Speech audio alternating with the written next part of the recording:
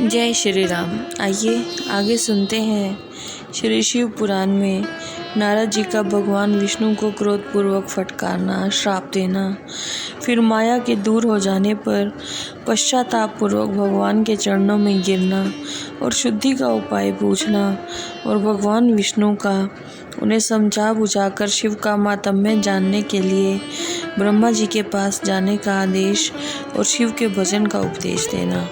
सूत जी कहते हैं कि मैं ऋषियों माया मोहित नारद मुनि उन दोनों शिवगणों को यथोचित श्राप देकर भी भगवान शिव की इच्छावश मोह निद्रा से जाग नहीं सके। वे भगवान विष्णु के किए हुए कपट को याद करके मन में क्रोध लेकर विष्णु लोक को गए और समिधा पाकर प्रज्वलित हुए अग्निदेव की भांति क्रोध से जलते हुए बोले। उनका ज्ञान नष्ट हो गया था।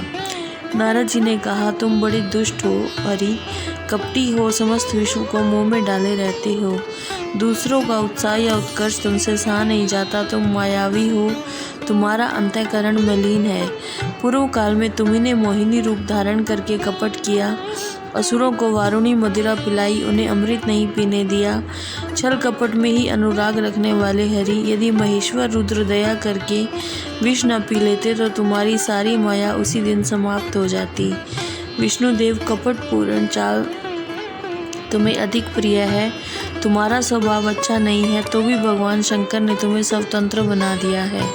तुम्हारी इस चाल ढाल को समझकर अब भगवान शिव भी पश्चाताप करते होंगे।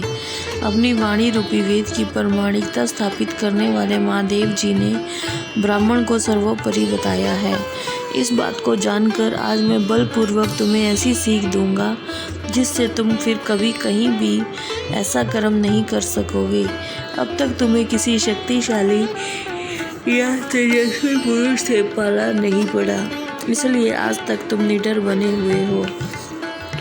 परंतु विष्णु, अब तुम्हें अपनी करनी का पूरा फल मिलेगा। भगवान विष्णु से ऐसा कहकर माया मोहित नारद मुनि अपने ब्रह्म तेज का प्रदर्शन करते हुए क्रोध से खिन्न उठे और श्राप देते हुए कहा, विष्णु, तुमने स्त्री के लिए मुझे व्याकुल किया है। तुम इसी तरह सबको मुंह में डाले रहते हो।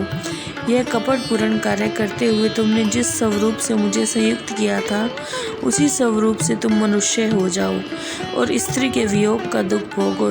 तुमने जिन वानरों के समान मेरा मुंह बनाया था वो ही उस समय तुम्हारे सहायक हो। तुम दूसरों को स्त्री विरह का दुख देते हो, इसलिए स्वयं भी तुम्हें स्त्री के वियोग का दुख प्राप्त हो। अज्ञान से मोहित मनुष्यों के समान तुम्हारी स्थिति हो। जय श्री राम।